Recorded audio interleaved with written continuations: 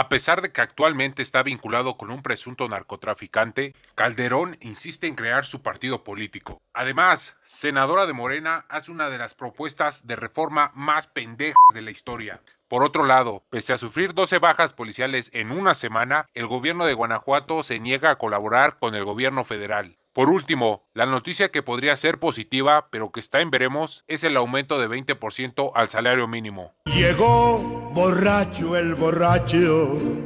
En efecto, compañeros, no obstante que uno de sus colaboradores más cercanos está siendo enjuiciado por sus nexos con el narcotráfico y de que él puede salir embarrado, Calderón está aferrado en crear un partido para seguir acumulando poder político y económico, porque claro que los partidos políticos son un buen negocio, eso es innegable. Y parece broma, pero con todo y su sucio historial, Felipe está muy cerca de lograr el registro de su partido. No, God, please, no, no!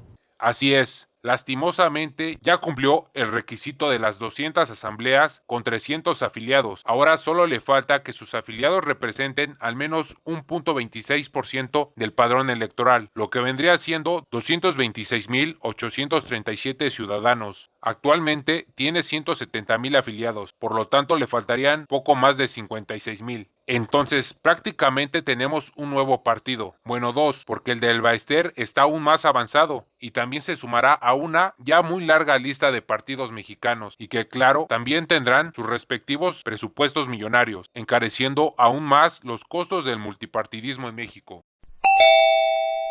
En estos días, la senadora de Morena, Soledad Luébano, propuso modificar la ley de asociaciones religiosas y de culto público para que las iglesias puedan colaborar con el Estado.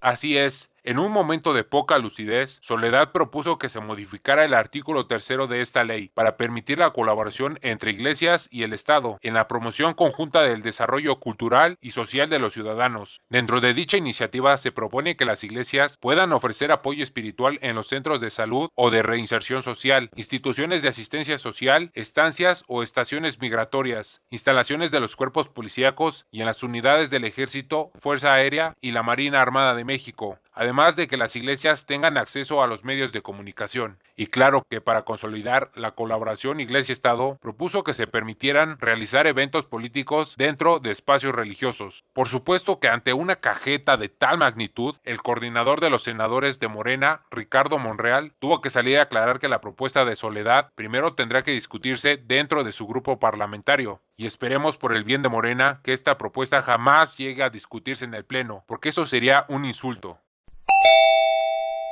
El estado de Guanajuato está rebasado por la violencia. Tan solo esta semana hubo 12 policías asesinados y ya suman 65 en todo 2019. Además de que tiene la nada honrosa primera posición en la lista de estados violentos en el periodo presidencial de AMLO. Ante tal problemática, lo sencillo es echarle la culpa al gobierno federal. Y aunque sabemos que el responsable máximo de la seguridad nacional sí es el presidente, ¿qué hay de los gobernadores? Ellos también son responsables. Solo debemos recordar que todas las cifras de violencia que presenta la Federación provienen de los 32 estados, los cuales tienen gobernadores que cuentan con la suficiente fuerza política y financiera para hacerle frente a la inseguridad. Si no lo hacen, es por ineptitud o conveniencia. Así que ya es momento de exigirles también resultados en temas de seguridad, y se les debe exigir aún más a los gobernadores de las entidades que han tenido por más de 2 décadas al mismo partido en el poder, como es el caso del gobernador Diego Sinue, quien es parte de una hegemonía panista que ha durado 28 años en Guanajuato. Entonces, como tal, se debe ser severo y decir que la estrategia de seguridad de Diego está siendo un rotundo fracaso,